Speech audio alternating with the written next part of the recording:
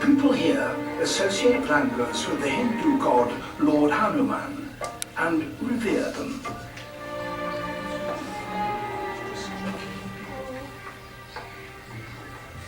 They're given all the food they can eat.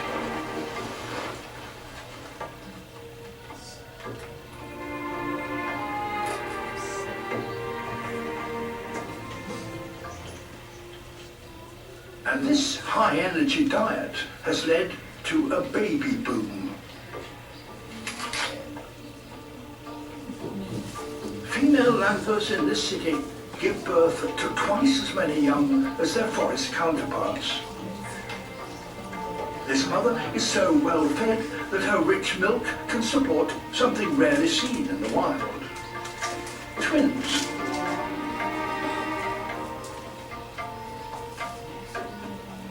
And all these babies... Oh, wrong button. No. Well, apparently that was the end of it. It was almost over now. Here's the question. When you think of a monkey, would you think of either of those sort of two extremes? In other words, if I were to say the word monkey before we started that presentation, you would have put a picture in your head. When those monkeys were jumping around in the roofs of the city, was it like you pictured monkeys in your head? At one point when they were jumping from building to building, they almost had a feeling to me like a rabbit. Like you could see like their musculature in their back end. And then later on, the monkeys are like hanging out with the people and sitting on the benches, and the people in India feed them. Is that the picture you have in your head of what a monkey is? Yeah. And so what Zen is about, we're doing Zen philosophy today. Zen philosophy has a bunch of parts to it. We'll start off with this. If someone says to you, you're out of your mind, what are they saying? What are they saying? Bella? That you're crazy. Okay. Any other opinions? Has anyone ever told you you're out of your mind? Plenty of times. What were they saying, Pepper? Was it a compliment or was it an insult? I don't know, it just depends on the situation. It's usually an insult to me. It's usually insult. Go ahead, sir. Here, I would imagine you're saying that you're not thinking about it didn't sit within yourself. You're just focusing on everything outside of yourself. Yeah, I would generally agree. Tell me if I'm wrong, but if somebody says you're out of your mind, they're kind of saying, look, you're not thinking straight. You're obviously doing something that's a bit bizarre. You're out of your mind, which is obviously one way to take it. Now, Zen takes it the completely opposite way. The goal is to get out of your mind. Not in a be crazy sense, but in a you're creating your own suffering in your mind sense. So we're going to get to that in a moment. So basically what Zen is about, instead of getting bogged down with thoughts and words, all words are symbols, which are only in your mind. The thoughts and the symbols only exist in your mind. We use them to communicate, but they don't exist, they're not life. Instead of staying in your mind with stuff that has nothing to do with life, Zen tries to take you out of your mind and back into the present. In other words, reacting to life without that active mind flavoring, which causes so much good and bad potentially. So Zen philosophy has a bunch of different sections to it, and we're going to talk about this. It's going to probably be a 2-day presentation. I have a few video clips in here. And so the first section, right up there, words. So, what are the purposes of words? Jillian, could you live without words? No, Why not? because then it would be kind of hard to communicate. It would be hard to communicate. We could draw pictures, right? Yeah, but how would we know what the things in the pictures are without words? Because we have words. Okay, so a picture of a wheelbarrow. Now here's the thing. If I draw a picture of a horse or a picture of a wheelbarrow, you will go, oh, that's a wheelbarrow or a horse. You see the picture and then your mind tells you what we call it. But here's the question. If you said, if I drew a picture of a monkey and you thought, oh, that's a monkey, does that picture in your mind limit what a monkey really is? Is it simply a way that we easily categorize things? I don't know if you guys are following this or not, but we need to have things that are very certain, very secure, very understandable, categorized, analyzed. But ultimately Zen says that what we're doing is kind of obscuring what the truth is. And so I took this. This is one of the only pictures I ever took in my life over at the gas station. I just liked the picture. And my caption would be, seeing the forest through the trees. What do I mean by that there? Nobody? Anybody? Seeing the big picture through the small. The big picture, what's the big picture? The forest. Okay, well, there's not much of a forest. Sunset. But I would say the sunset, but look at all the other like nonsense in front that we've created, that we've put there. And that's sort of my forced analogy that I'm going to use to this one picture I took in my life, in that we obscure life with lots of other stuff, which I'll call words. But the real life is behind, and a lot of times we don't go beyond the words. And so analogy I used there, well actually the big picture, whoever just said that, we miss the big picture of life when we're focusing on our words and our thoughts. Our thoughts aren't reality. Do you guys understand? It sounds really like basic, but what you're thinking isn't real. It's specific to you, and it's something that you're engaging in.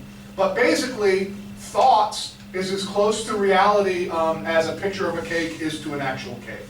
You can think whatever you want to think, but it's not real. It doesn't really have any substance to it. It's how we communicate, but Zen tries to take you beyond that. And so earlier in the year I played, or earlier, a couple weeks ago, we did Bruce Lee. Remember I showed the thing about the finger pointing at the moon? So basically the concept is, the finger are the words that we use to describe objects and experiences, but the word orange isn't the fruit. We have to actually taste the fruit to understand. But if you draw a picture of an orange, or I say, hey, do you have an orange? We'll make the connection of what an orange is. That's based on our recall of what an orange in reality tastes like. Zen tries to remove the words, remove the thoughts, and just approach life as it is, not as we are making it through our thought processes. Have I lost you yet? I'm going to lose most of you this class. It's going to be fun. Here's Ludwig Wittgenstein. He has nothing to do with Eastern philosophy. He's probably the most famous philosopher of the 20th century, and his study was on linguistics and how communication works. He says, and tell me if you disagree with this, he said language basically is designed to paint a picture in the mind of somebody else. So if I'm talking to Seth, and I'm like, hey Seth, this last weekend, let me tell you what I did. I tell you a big long story. Or anybody says something to you. Do you instantaneously hear what they say and kind of have an idea in your head? You draw your own picture. Yes, I really think in like pictures, but when you're saying things like... It evokes certain images in your head. Yeah, I feel like that's weird, but I also feel like I'm wrong. Does anybody realize how ineffective that really is for a variety of reasons? Go ahead. Well, it's also sort of weird, like the opposite of that. Like if you ever have something in your own head, but like you can't put it into words to describe it to somebody else, like you understand perfectly clear what's going on, but you just can't describe it with language. Life transcends words. Life transcends thoughts. I mean, if I were to ask you, like, why does that particular music give you goosebumps and cause you to, like, you know, feel that feeling? And would it be different music for different people? Yes. But could you really use words to describe why it makes you feel the way it does? That's what I'm saying. There's a feeling beyond the word. So specifically what Wittgenstein said, he was saying how language is very ineffective. He said that in reality, the pictures that the other person draws aren't what we're always talking about. So for instance, if I say, it was raining really hard, you in your head think really hard rain, but what if it was truly pouring? Or what if that person is over-exaggerating, it was only sprinkling? We're going to basically communicate using the only form we have of communication, which is words, but oftentimes the words are not going to describe the reality we mean. Oftentimes we have baggage. I've talked about the pink tinted glasses, so if you're in a really bad mood about something, your boyfriend didn't call you back, or you missed your bus, or whatever the nonsense is, will you not necessarily hear what the other person's saying? Will you potentially put your own flavor on that thought? Once again, words are limiting. Then also, a lot of times, this is a big one, especially with the drama-filled halls of Plainfield High School, we can mistakenly read more meaning into the words that others mean because it's not descriptive enough. Who actually will get, like, somebody will say something, but their tone or what we think they mean, we get offended. But if we actually saw the words as they're written down, there's nothing there that's offensive. Who knows what I'm talking? Who gets offended? So, now, here's the point. There is nothing there that we should take offense to. However, we still find a way to take offense because it's the way they said it, or the tone, or we basically infer the meaning between the lines, which we'll end up hating them for, or disliking them for. Go I ahead. think the worst is like not just like talking, but even over text message. Like text message is a whole other level because like it's hard enough like in a conversation to tell like how somebody's feeling. Then over text message, like people will react so poorly. Like it's just like how. There's actually a study done, and your own mood is going to determine how you take a text. So if I write something and the person responds with the very well thought out return text of K, Now, if I'm in a mood of like, this person doesn't really give me the time they should, I text them and I have to wait a good hour and a half before they text back, then they write K and I'm like, what? That's all? Or I could be like, oh, they said K, good, we're cool, we're moving on. You understand how the communication can get lost? Yes, ma'am. I understand like what you're saying because in a lot of cases people do misunderstand each other, but like, I don't know, I find it hard not to like put your own like flavor of meaning on it because you know not everyone's always telling the truth. So like you have to, I feel like something we always have to do is like gauge what the other people actually mean because like I am definitely a culprit and I know a lot of other people in here are saying I'm fine when something is actually really upsetting you and other people have to kind of like judge that because I don't know. Like Is that necessary though? I mean, you're saying, I understand exactly what you're saying because we're all people who do it. We hear something and we're like, oh, I know what you really mean, you son of a... And we start that little internal dialogue. What I'm saying is, that internal dialogue that we tell ourselves to protect ourselves or to plan revengeance or whatever, that's completely unnecessary. That's a world that we're creating in our mind that's not real. Yeah, I get that. And so when I say it is what it is, and then Pepin wakes up and says you can't win them all, it is what it is exactly what I refer to this. Whatever happens is what happens. Somebody's like, oh, isn't it terrible or isn't it great? And I'll say it is what it is, which is a cop-out, which means I don't want to talk to you. But it also is, and you all got that over the year, you got what it is. Yeah. But at the same time, what it means is, it is what it is. Whatever Exactly. whatever thoughts you put on top of it. Some of you might take some of the stuff I do as being sarcastic or negative. Others might think I'm some sort of deity or saint. You're both wrong.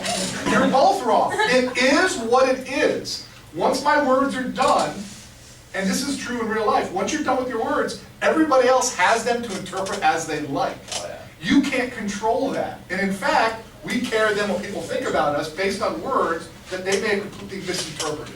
The point of all of this and what Zen said is, you need to live the life that's out there, the real life, not the internal life, that dialogue that we always say we think we know.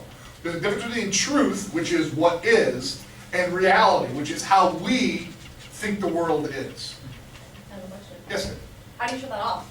Oh, training and education and PowerPoints like this. We do what we do. That's another thing I often say. I do what I do. Somebody says, why do you do it? I do what I do. Which means it happened, it's done, I'm over with it. It is what it is. Yours doesn't work. You can't win them all. You can't win them all. You can't. So here's the thing. Our over-reliance on language, and I would say we definitely are over-reliant on language, causes us to miss whatever we're actually describing. So, if I were to say beforehand, think of a monkey. Some of these monkeys in that video were pretty fierce. And that wasn't, when I saw it, I was like, ooh, that's kind of, or earlier in the year, or earlier in the unit, I showed you the picture of the anteater.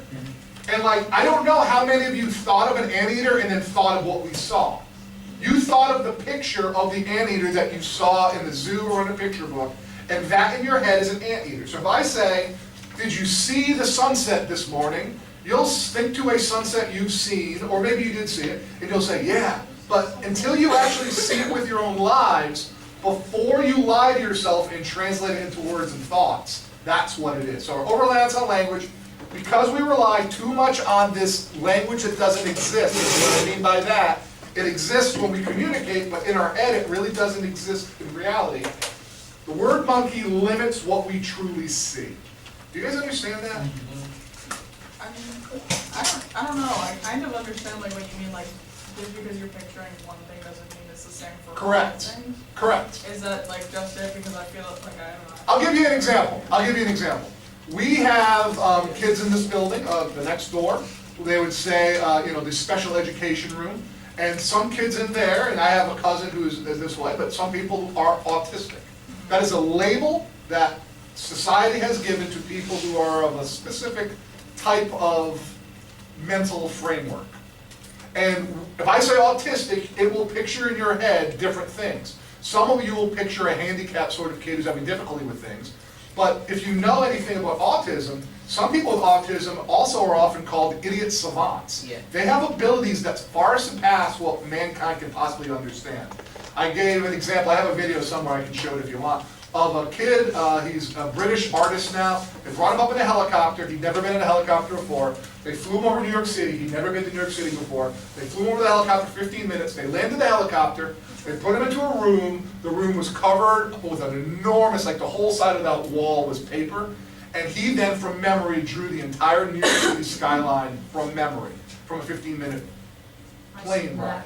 How is it possible that anybody can do that? His mind works differently. Some of you may have seen the film Rain Man. Yes. Rain, that's a real guy. That guy's still alive. You can drop 1,000 matches on the ground and he'll tell you how many there are. Obviously, if there's 1,000, he would know. But like, he can just look and know. Now, is it really kind of hard to understand how anybody could do that? But we just call that autism. Is that limiting what that is? That's all I'm saying with the word. So we are naturally, because it's almost lazy, we go, oh, I know what that is. And we miss what it actually is. We're no longer looking outward, we're always living a life in our heads. So, here's a little story.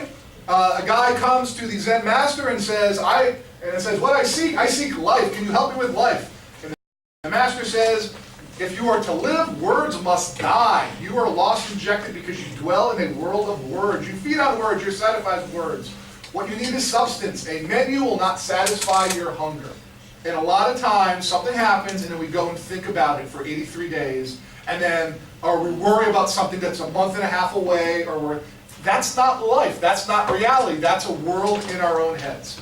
Okay, there's a movie called Waking Life. I doubt any of you have seen it. Richard Linklater. He's a really good director. He did Boyhood and Dazed and Confused. He's a really good director. Anyway, what he did is he filmed a whole bunch of like professors and smart people talking, and he put it into this kind of cool digital form of cartoon. So here's 2 minutes of it. It's really deep, but if you listen, I think you'll get the heart of it. Is it working?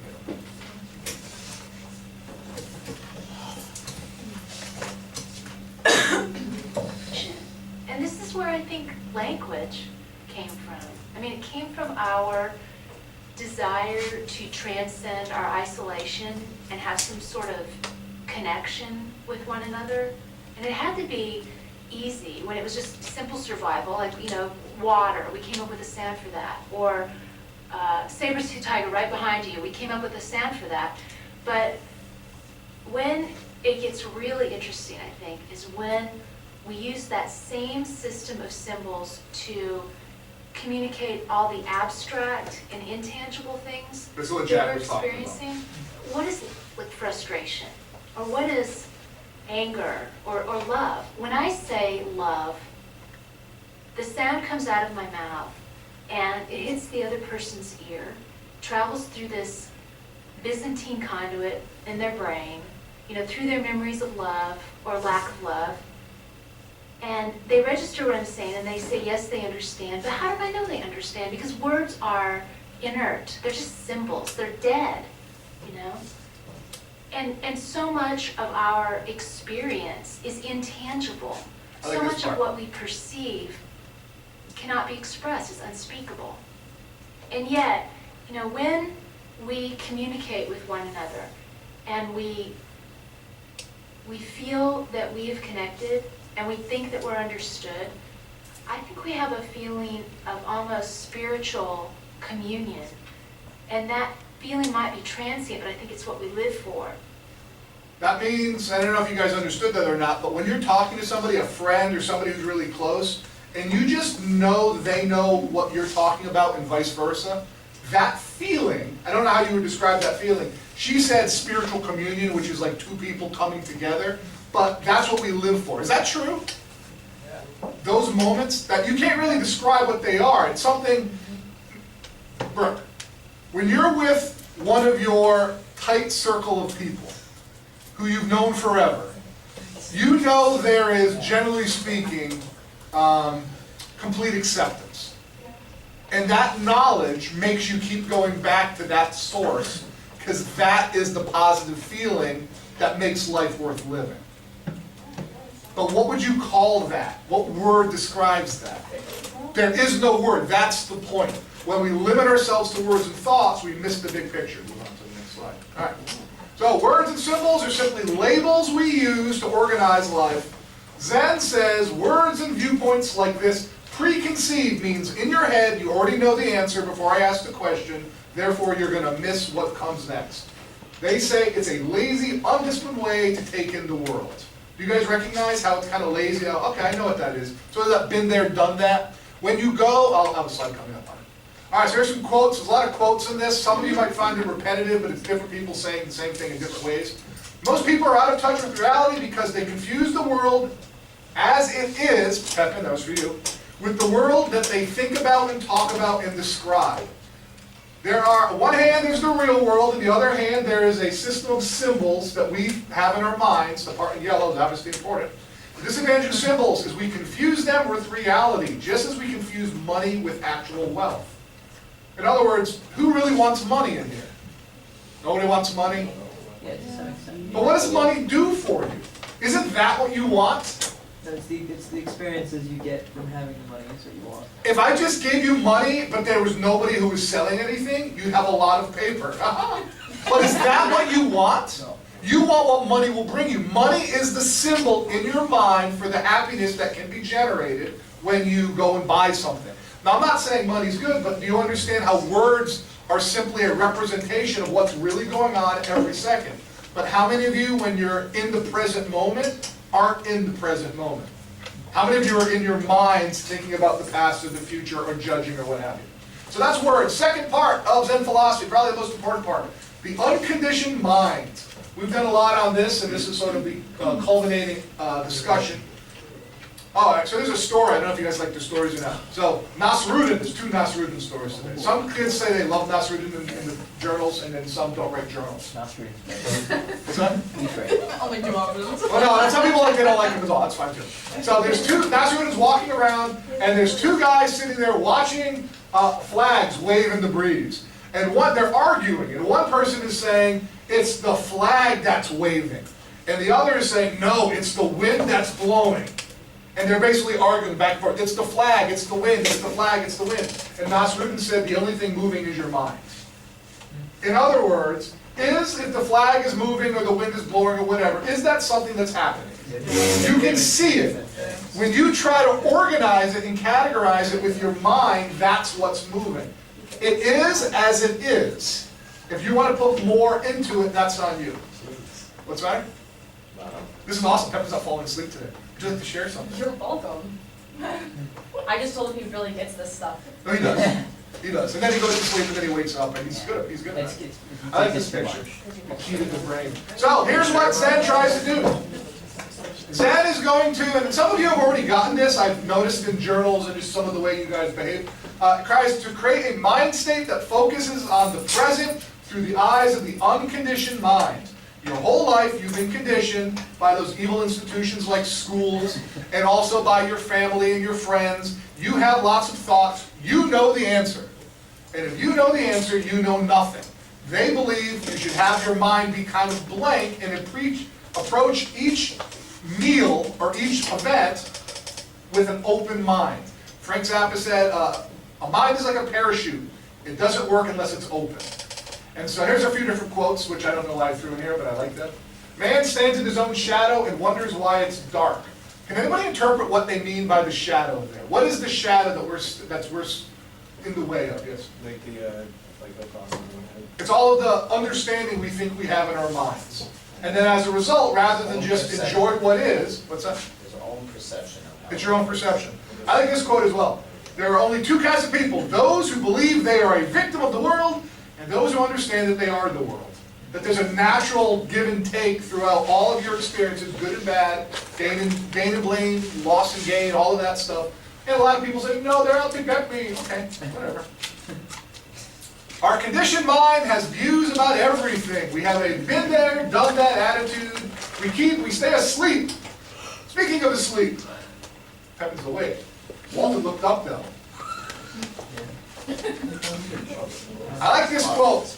Enjoy the little things, for one day you may look back and realize they were the big things. So I'll have a lot of seniors in here. A kid wrote something the other day in the journal. They wrote, it kind of bothered, I don't know if anybody's having this experience. It says, it's kind of bothersome that now at the end of my senior year, after knowing some of these people for 12 years, I'm just getting to know some of them now.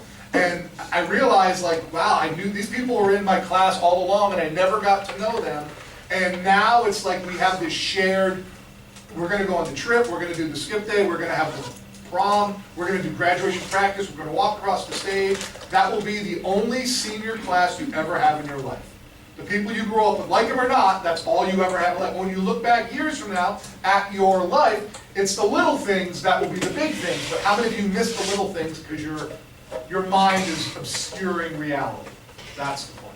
I like this quote as well. Those who are awake all live in the same world. Those who are asleep live in their own worlds. And their own worlds, once again, are the worlds of their mind. They're not just embracing the present. I already said this, when you stop using worlds, you stop truly seeing what is. You appreciate the truth of whatever it is without any sort of coloring. All right, here's a Zen proverb which will break most of your necks, which is amusing. Before one studies Zen, mountains are mountains and waters are waters. After a first glimpse into the truth of Zen, mountains are no longer mountains and waters are no longer waters. After enlightenment, mountains are once again mountains and waters are once again waters. All right, here's the A+. Who can step up to the plate and tell me what this means? What I expected. Pepin! Okay, so You better get it, because Sergio's going to get it if you don't. mountains are mountains, waters are waters. You So don't have that's to the first perception of life. And then after the glimpse, that's when you realize that you have to let go of everything and begin to let everything in and start to learn that what you know and perceive as real is not necessarily right all the time, and that maybe after you get experiences through your life and learn more things about it, then you can realize, oh, this is what it is. Mountains are once again mountains, and waters are once again waters. You can't win them all. You can't win them all, no. Sergio, you want to add something? Basically, mountains are mountains and waters are waters. Before one studies Zen, that's when they say that, that's like what you believe mountains and waters are, basically, like The what picture you in your imagine. mind. Yep, and then after you glimpse into it, you start to question that image, so you lose that image. So to you, mountains aren't mountains and waters aren't waters anymore, because your preconceived notion of what they were is gone, because you realize that's not right. You got it. And then after Let me explain it from enlightenment, there. yeah. You got it. So here's the deal. He has it. I don't think most of you have it, and he keeps talking and it get more complicated, but I know you understand it. Here's the deal. If I say mountain and water, Walton, you have a picture in your head of mountains and waters, right? That's the picture in your head that when you hear those words, you think this. Once you understand Zen, if you understand that the world that's out there is not necessarily represented accurately in your mind, once you get Zen, you begin to realize the word monkey doesn't describe what we just saw. And the word autism doesn't necessarily describe the full range of what autism might be. And you begin to realize the words, while useful to a way, in other words, to represent something, aren't all there is. And then after a while, you go back to seeing it's a mountain. But you realize now when you say the word mountain, it's more than just what your initial understanding of it was. It is what it is. That makes sense? Yep. Well, Pepin said, yeah, that was it. He was the one who explained it Okay, back. I get it, so you guys should. You got it? Yeah. All right, no, that's good. Once he started talking, I started figuring it out. No different, only different in your mind. You must unlearn what you have learned. That's the key bit. Unlearn what you have learned from Yoda and Star Wars. You have learned certain things, you have certain ideas and preconceived notions in your head. If you want to think that's life, continue to think and miss what's going on. Unlearn what you learn means life is happening right here, but yet you go, oh, I know what that is. And you're missing it. If you actually go in with sort of a clean slate, you'll appreciate life more. The intellectual man who is proud of his intelligence is like the condemned man who is proud of his large cell. Here's another deep quote. What does this mean, somebody other than Pepin and Sergio? Jillian. The person who is proud of his intelligence is basically living in his own prison cell that is his mind. The more answers you have, the smarter you are, the less open you are to whatever new might occur. Yeah. Early on, we did the whole mysticism component in science, and some people were arguing about like the laws of gravity. No, that's the way it is. Hypothetically, could the laws of gravity change? Yes. And then people would have to reshape what they think. But the attitude is, if you already know all of the answers, there's no room left for any new ideas to come in. Like how Sergio was trying to explain all of those, The mountains? no, the little brain teaser visual thingies. Can you use a visual one?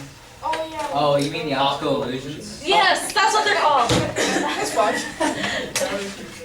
Knowledge is learning something every day. Wisdom is letting go of something every day. Here's another one I gave this earlier in the year. The real voyage of discovery consists in not seeking new landscapes, but in having new eyes. The classic example is this. Do you remember, have you at some point been able to go back to the building what your kindergarten was in? Yes. And when you look at it now, is it a lot different than the way you remember it? It's much smaller. And it's interesting because they've shrunk it in the last 50. No, actually, they didn't shrink it. It's the exact same size.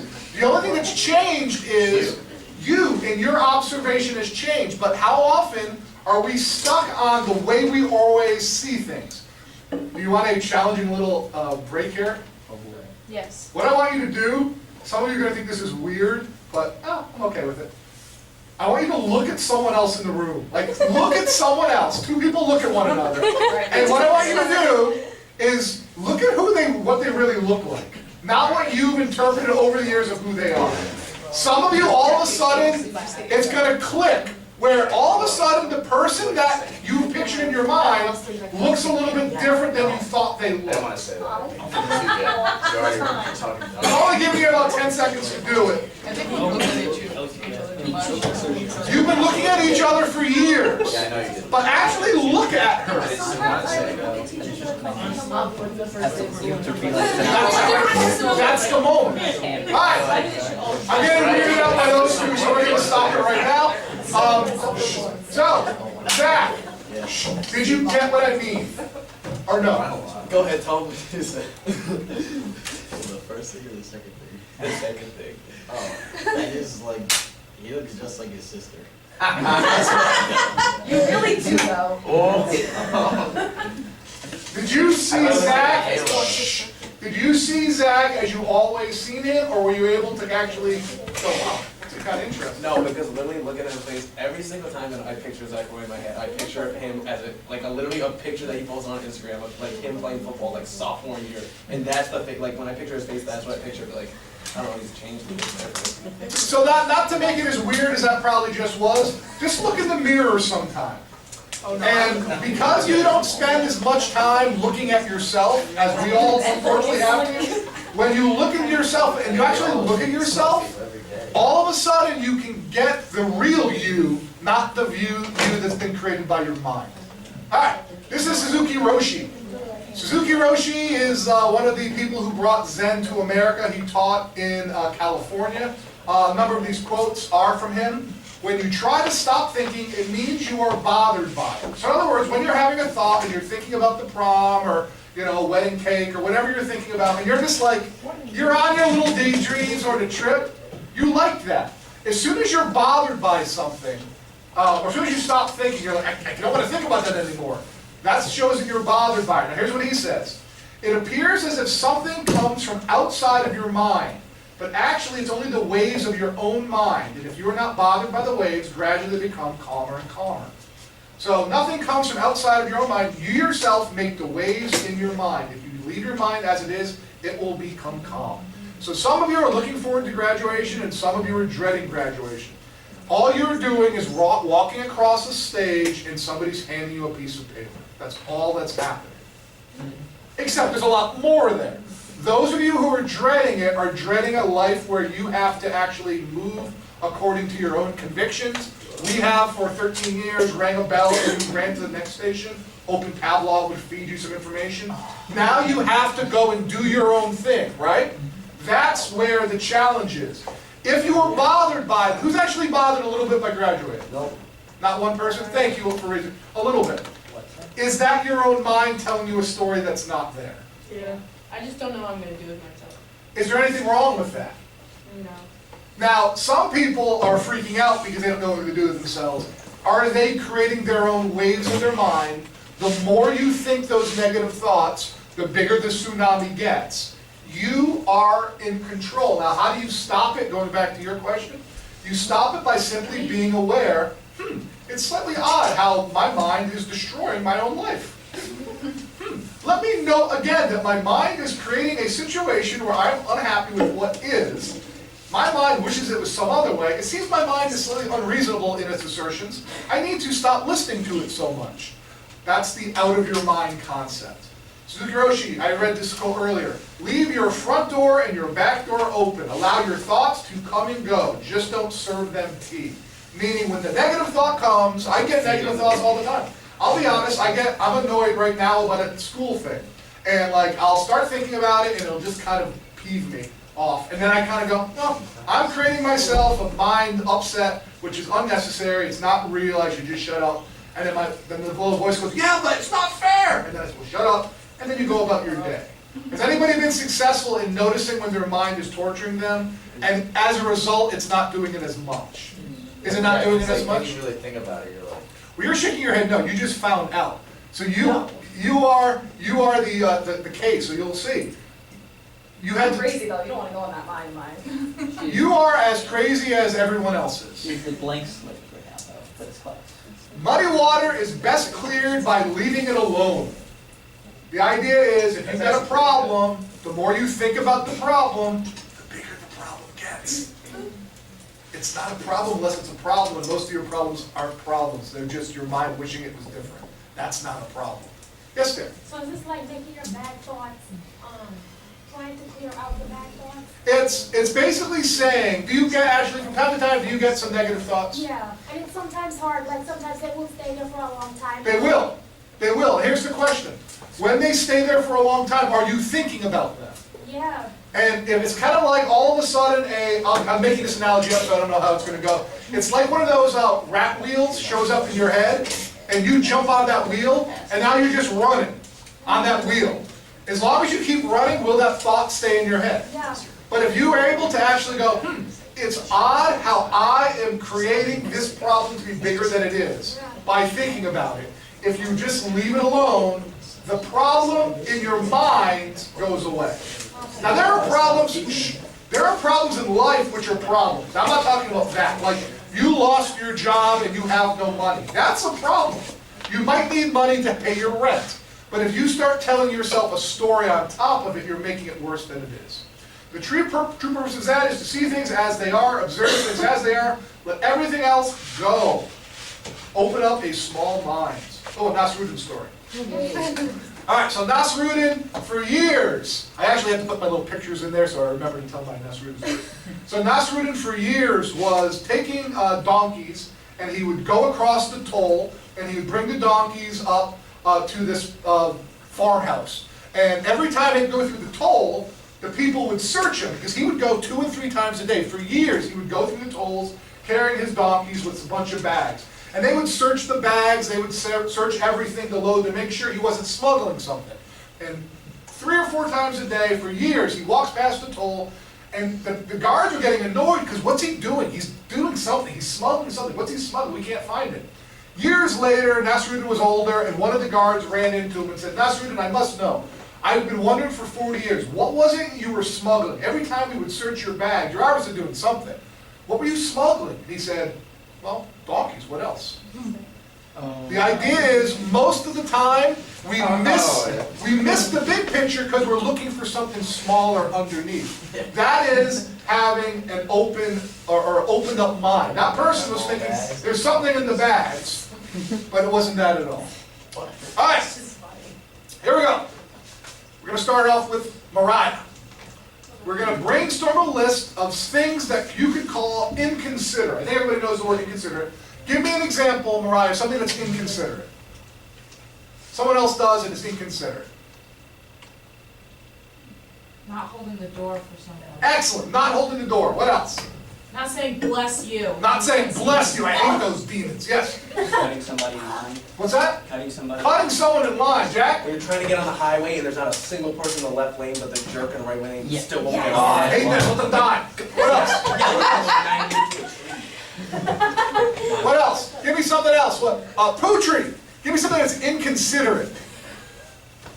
Something in your mind that's inconsiderate. Oh, Jill's got one. I Jill. hate it when they don't say thank you to the lunch ladies. Oh, I hate that so I much. hate it. I hope they choke on their sandwich. I do. Here's, I gotta tone down.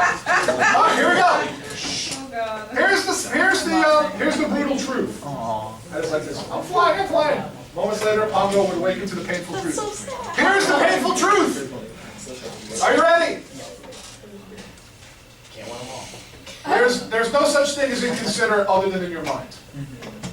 If someone else is next to me doing something annoying, if somebody doesn't open the door for me, if Miss Noble does something particularly rude, I might think it's rude, but is there any such thing as rude or inconsiderate other than as our mind is processing it? They're doing what they're doing. Yes, sir? In fact, you don't have those theory that tells you like what's right or wrong. But There really is no right or wrong. Now, laws say right or wrong, and obviously the concept is, there is what happens. So the person didn't hold the door, the person didn't say thank you to the lunch lady. That's what happens. That's reality. Then there are our thoughts about it. That person is so rude, they must burn in hell. Okay, only one of those two things is real. What happened? What happened, or what we think about what happened. But ultimately, which are we generally legislated or governed by? It's this one. I've told this story before, but in traffic situations, if somebody's trying to get in, I will often slow my car down and let them come in. And partly because, remember the lady talking about the words and that feeling? When that person waves back at me once they got in, I feel like the circle got complete and two beings are on the same page. I let the person come in and they come in. If they don't wave at me, I start wanting to flip them off. They must return the favor. But is that made up? Is that our minds telling us something that's not real? So here's the phenomena. If someone's behavior is bothering you, it's you that needs to change. That sounds very counterintuitive. If you have to sit next to Jack and Jack won't shut up, and you're like, Jack, you're being rude. Believe it or not, Zach, you're the one who must adjust himself. I think I told this story before about the sandals, but the concept is this. There are rocks, sharp rocks, everywhere in the world. You have a choice. Either we have to cover the whole world with leather, or you're going to have to wear leather shoes. Which is more likely to actually be effective? To change the whole world or to change yourself? And that's what this concept is. It's a way to realize a lot of the bother that you undergo is mind-created and it's optional. All right, we'll do a couple more slides. Zen is the pathless path. So it says, on a spiritual quest, people feel like they are heading somewhere along the path. In actuality, for those of you, and Sergio's written a couple of interesting things, I gave an assignment the other day when I was sick to read about Zen and write the journal, and one kid, his name was Sergio, actually did that and wrote the journal. The rest of you, your grades. And Sergio wrote something along the lines of, I thought Zen was a lot more than this. This is it. Right? Yeah. The concept is, all of Zen is returning to the view of the world that has not been contaminated by the mind. Question there? Sandra? What? Were you absent yesterday? No, a couple days ago. Yeah.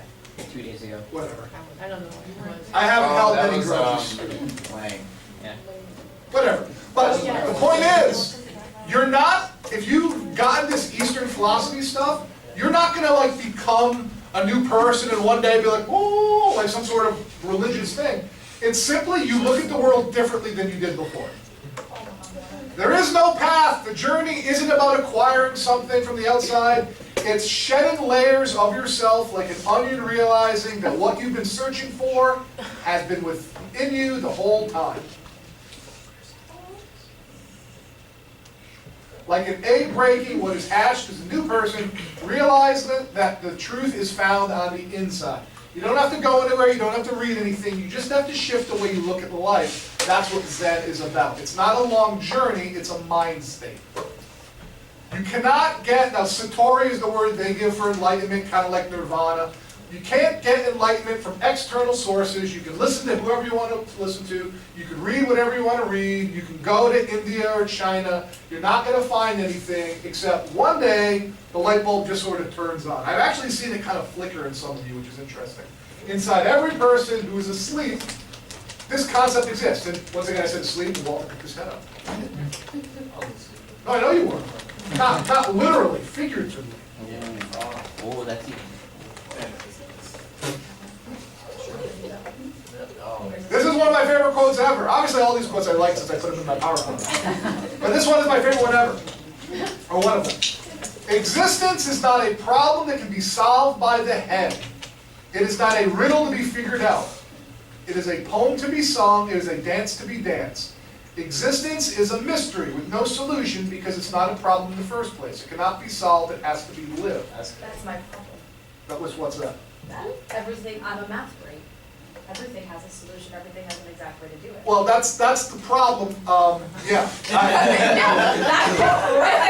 And I think, and I've had a good discussion with another kid who's very black or white. The part of this class, one of the things, some of them I think have realized, maybe everybody, there really aren't as many answers as we think there are. Now in math, there are answers, and everything is more objective. But in life, when we've taught them their whole lives that there is a right and a wrong, and they're going to get graded on how accurate they are, in reality, everything is nebulous, everything is ambiguous, everything doesn't have an answer. And most people... Taking a picture of that coach, I love it. You can have, I'll share the whole thing. And I have your bun in it too.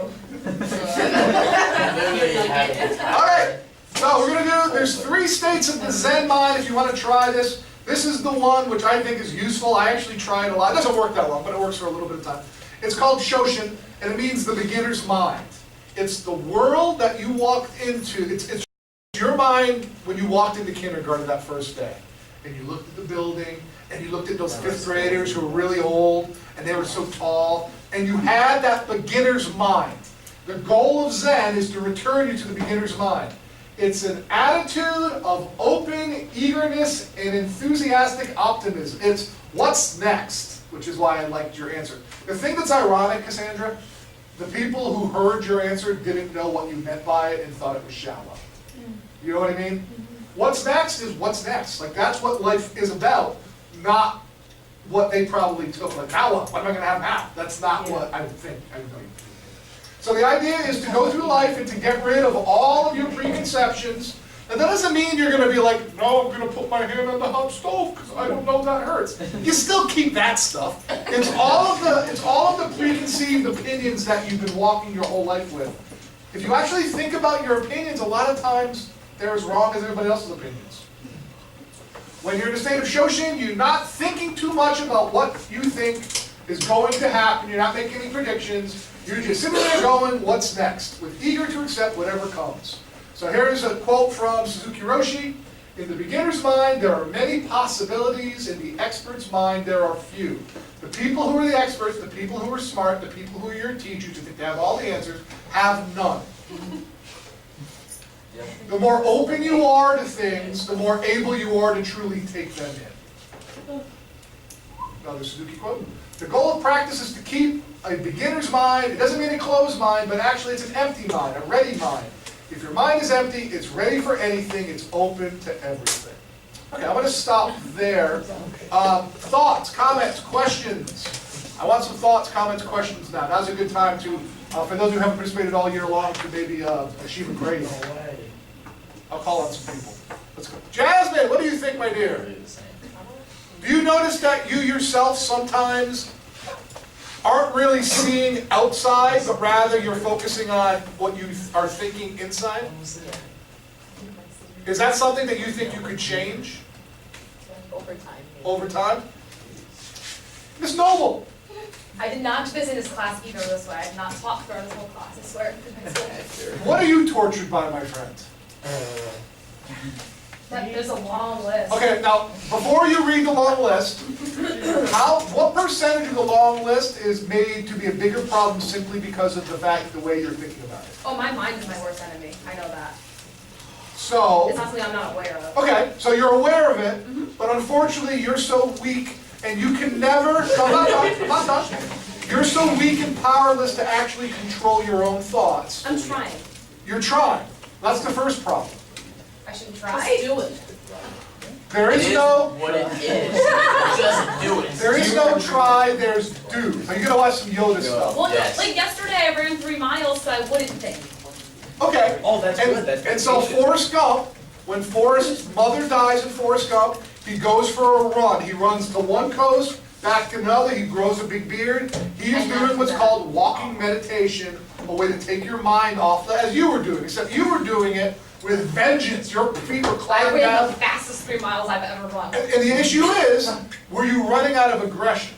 Yes. Okay, now, next time you go for a run, run out of appreciation for how everything right now, in this moment, while you're running, is exactly perfect. There are no problems unless your mind manifests their problems to be. The way things are right now are fine. Like, who right now is bothered by some stuff? But right now, is anything a problem? Yes. So that might be. You might have actual, this doesn't work for everything. I mean, if you literally, like, there's some life and death or some, but is whatever you think is still a problem, is your mind making it a bigger problem by trying to solve it? I mean, I probably should solve it. Okay. It's It's something you could fix.